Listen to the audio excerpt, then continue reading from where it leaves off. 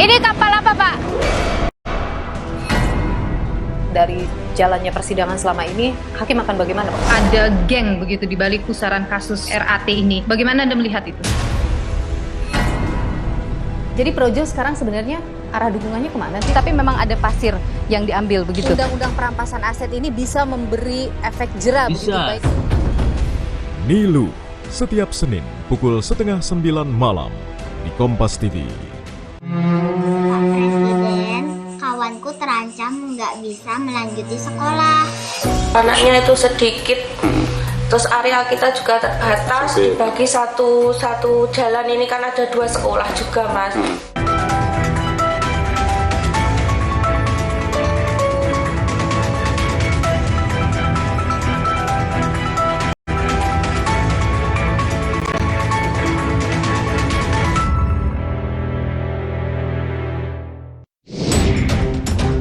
Tahun ajaran baru telah dimulai, namun sistem penerimaan peserta didik baru atau PPDB masih menyisakan polemik.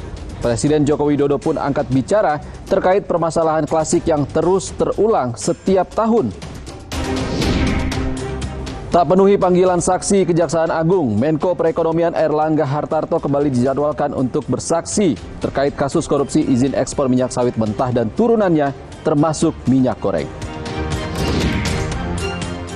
Di tengah ambisi pemerintah untuk mempercepat transisi energi, Indonesia menggandeng Amerika Serikat dan sejumlah negara lain dalam kerjasama yang pendanaannya disebut-sebut mencapai 300 triliun rupiah. Ikuti penelusuran tim 60 Menit Special Report di Amerika Serikat. Halo saudara, selamat datang di 60 Menit Special Report, membuka mata, mengungkap fenomena. Bersama saya Ihsan Sitorus, kita langsung ke berita pertama.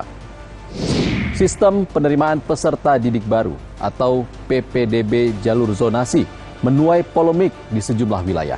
Selain diwarnai kecurangan dan manipulasi, minat siswa terkait sekolah negeri pun jadi pertanyaan. Sekolah di berbagai daerah pun bahkan tak mendapatkan siswa baru. Lantas bagaimana menyikapi permasalahan yang terus berulang setiap tahunnya? Perlukah sistem zonasi dihapuskan? Itu dimaksimalkan siswanya. Air mata Efif Darmawanti tak terbendung. Kepala SD Negeri 3 Babadan Ponorogo, Jawa Timur ini tak kuasa menahan kesedihan. Lantaran tak satu pun siswa mendaftar ke sekolahnya hingga masa penerimaan peserta didik baru atau PPDB berakhir. Padahal SDN 3 Babadan termasuk sekolah yang berprestasi di tingkat kecamatan dan Kabupaten Ponorogo. Minimnya peserta didik serta harus bersaing dengan sekolah lain satu zonasi jadi penyebab. Anaknya itu sedikit, terus area kita juga terbatas, dibagi satu jalan ini kan ada 2 sekolah juga, Mas. Kemudian penduduknya juga sedikit. Memang kita sejak awal tahun itu sudah memprediksi bahwa untuk tahun ini ya seperti ini karena kita sudah menghitung gitu loh sejak awal. Sumbernya anak itu. Iya, kita sudah menghitung TK-nya kan hanya 1 RA Muslimat itu saja dan harus dibagi dengan dua lembaga, nggih. Tak mendapat murid baru, kini ruangan untuk kelas 1 di SDN tersebut terpaksa dialihkan fungsi menjadi perpustakaan. Nasib serupa dialami SDN Jalen Ponorogo. Hingga masa PPDB berakhir, tak satu pun siswa baru yang mendaftar di sekolah dasar yang letaknya tak jauh dari SDN Babadan ini. Padahal sejumlah insentif telah disiapkan, mulai dari seragam gratis hingga uang transportasi Rp150.000 per bulan untuk setiap siswa yang diambil dari kantong para guru. Sekarang ini tidak ada siswa. Ini kendalanya apa sih Pak sebenarnya, Pak? Sebetulnya ya banyak faktor juga, terutama mungkin tidak mengurangi rasa hormat ya, mungkin di salah satu kelurahan ini ada MI terutama, jadi semakin lama semakin menurun. Kita lihat dari analisis siswa yang masuk ke sini. SD Negeri 3 Babadan dan SD Negeri Jalen merupakan 2 dari 5 SD negeri di Ponorogo yang tak kebagian murid baru hingga PPDB 2023 berakhir. Dinas Pendidikan menyiapkan solusi jangka pendek dengan mendistribusikan guru yang kekurangan murid ke sekolah lain. Oh, tidak masalah. Nanti kita akan mencermati, ya, menganalisa kebutuhan guru. nanti seandainya di lembaga itu memang kelebihan guru akan kita distribusikan ke lembaga-lembaga yang membutuhkan guru, hingga tidak ada lagi permasalahan mengenai ASN atau apa saja terkait dengan jam mengajarnya dan sebagainya itu. Meski tahun ajaran baru telah berjalan, namun nyatanya PPDB 2023 masih menyisakan polemik. Jika beberapa sekolah kesulitan mencari murid peserta didik baru, harus berhadapan dengan kecurangan dalam sistem zonasi. Di Tangerang, Banten, video seorang warga mengukur jarak sekolah dari rumah viral di media sosial. Aksi itu sebagai bentuk protes karena adiknya tak lolos PPDB sistem zonasi di sekolah negeri yang berjarak kurang dari 500 meter dari rumahnya. Kok di sistem zonasi ini ada sebagian yang posisi dia sekolah di Kabupaten Tangerang bisa masuk ke Kota Tangerang. Dan kemarin pada saat viral itu, saya mempertanyakan kepada mantan RW, ada nama yang lulus nomor urut 1 ini tidak dikenal sama mantan RW. Pak Presiden, kawanku terancam nggak bisa melanjuti sekolah. Karena untuk bisa tetap sekolah, harus punya uang atau kenalan pejabat. Apa Pak Presiden mau kesini Pak? Ke Bantar Gebang, nanti aku tunjuki. Ada ribuan mimpi pelajar di sini yang tertimbun sampah. Pak Presiden, Bapak masih mau dengar cerita kami di sini? Saya pelajar Bantar Gebang, nama saya Kay. Curahan hati seorang siswi SD di Bantar Gebang, Bekasi, Jawa Barat viral di media sosial. Siswa tersebut mengadukan nasib teman-temannya yang tak mendapatkan sekolah karena sistem zonasi dan akhirnya terpaksa putus sekolah. Agus Hadi Prasetyo, ayah Kay, mengaku kaget video sang anak yang masih duduk di kelas 4 sekolah dasar viral di sosial media. Teman-teman yang dimaksud di sini bukan teman-teman di sekolahnya dia aja, ya. Teman-teman kalau ada kawan-kawan dari teman bapaknya ini kan sering banyak curhat kemari.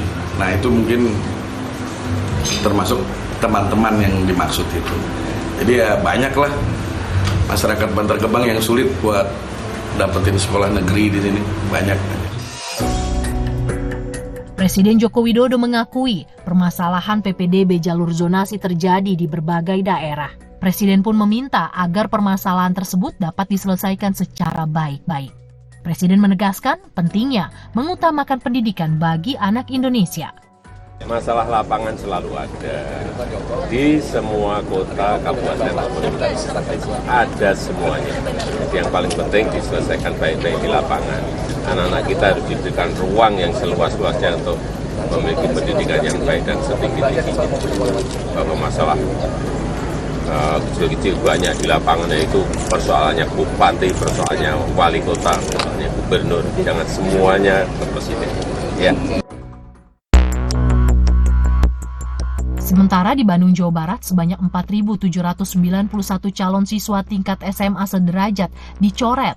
Gubernur Ridwan Kamil menyebut ribuan calon siswa dicoret karena berbuat curang, diantaranya dengan modus mengubah domisili pada kartu keluarga.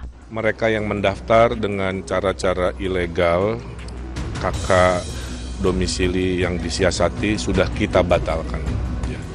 Memang tidak ada drama-drama mungkin yang ekspektasi orang, tapi kita ini terstruktur untuk memberikan pelajaran bahwa semua harus sesuai dan ikut pada peraturan yang kita laksanakan. Kemendikbud tidak membantah saat ini marak temuan kecurangan atau penyimpangan dalam PPDB sistem zonasi. Kemendikbud berjanji akan mencari solusi bersama pemerintah. Apakah dulu tidak ada masalah yang sama? Ada, Pak. Apakah tidak ada manipulatif kakak? Ada, banyak yang pindah. Apakah tidak ada titipan? Banyak. Apakah ada yang semuanya tidak berbayar? Berbayar. Kita mendapatkan pengaduan dulu untuk masuk ke SMP favorit, puluhan juta juga gitu. Ya, jadi bukan berarti yang saat ini terjadi tidak terjadi pada zaman dulu. Hanya dulu itu karena kita tidak sistem PPDB online, sistem informasi tidak secanggih ini, sehingga tidak ada tempat untuk melapor. Sementara, pengamat pendidikan Indra Karismiaji menilai PPDB sistem zonasi harus dipertahankan sebagai upaya pemerataan pendidikan. Namun, Indra menyebut pemerintah wajib mengubah sejumlah aturan agar masalah tak terulang. Pemerintah tidak mendiskriminasikan dalam tadi status sekolah. Kalau sekarang kan diskriminatif, ada sekolah penggerak, ada sekolah non penggerak. Sekolah penggerak dikasih biaya lebih. Ya kan, ada anggaran-anggaran ini, ada pelatihan khusus. Itu kan berarti diskriminasi sendiri. Harusnya kan semua sama. Satu sisi, kita dengar banyak SD yang nggak punya siswa karena jumlah SD-nya lebih banyak daripada jumlah siswanya. Karena dulu pemerintah pernah punya program SD Inpres. Bangun SD Inpres di mana-mana. Itu yang membuat secara akses kita tidak kekurangan SD. Tapi kan kita nggak pernah membangun SMP Inpres, SMA Inpres, SMK Inpres kan nggak pernah ada.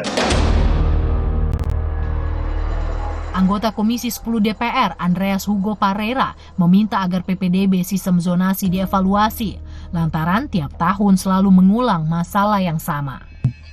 Kasus ini akan selalu muncul kalau kita membuat kebijakan seperti itu, dan juga sayangnya tidak ada pengawasan yang cukup ketat gitu dari instansi, ya baik instansi yang sederajat di tingkat provinsi atau di tingkat kabupaten atau dari Kemdikbud mempunyai instansi supervisi dan pengawasan terhadap hal ini gitu.